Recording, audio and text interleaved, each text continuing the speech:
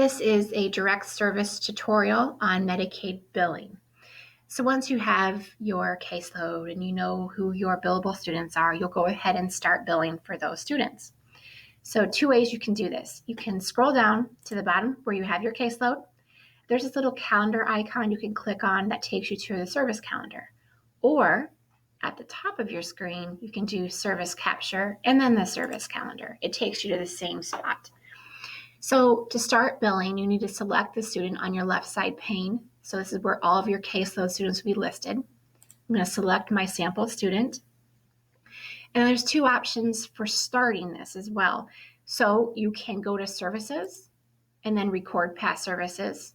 And that'll bring you to a calendar where you can select the date, or you can simply right click on the day that you want to bill and then hit record past services. This brings you to the actual service record. So you'll see the staff and the student's name, the date that we selected.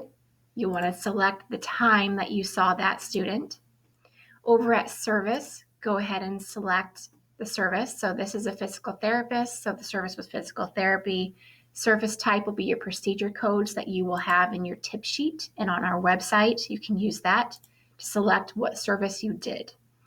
This is just one student. I didn't do a group. Make sure that you put in your duration and also pay attention on your tip sheet. There are procedure codes that have specific time requirements. Make sure that you meet those if you're using that code. Okay, so now I'm going to select my progress report.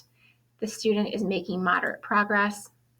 And then you are going to type in your provider note.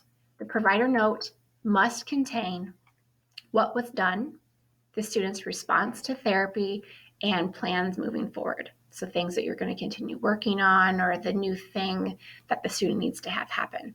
So just bear in mind that that's what that needs to have. And then lastly, you're going to put in the area covered. I'm going to put down we covered gait training. And then you're going to select, has the service been completed? Check mark that for yes. And then you're going to save this record. That is how you're going to do a service record. Now, anytime that you do a service record for a student, you have to follow up at the end of the month and put in a monthly progress summary. So I'm just going to stay in the same screen, pretend that we went ahead and hit saved and we moved on, and then it's going to show up on our calendar.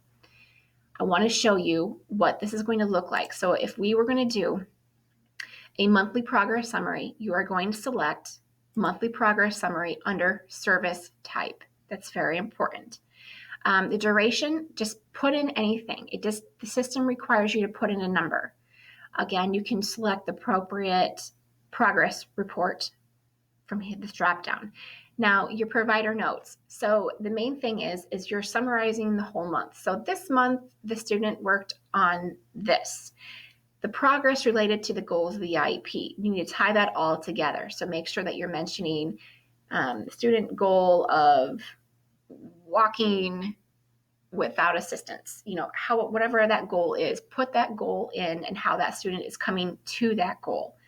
And then lastly, you can just put in, there should be, I'm not seeing it right now, but you can click on other, and then you could type in monthly progress summary of area covered, and then you'll hit save again. And that is how you Medicaid bill for services in PowerSchool Special Ed.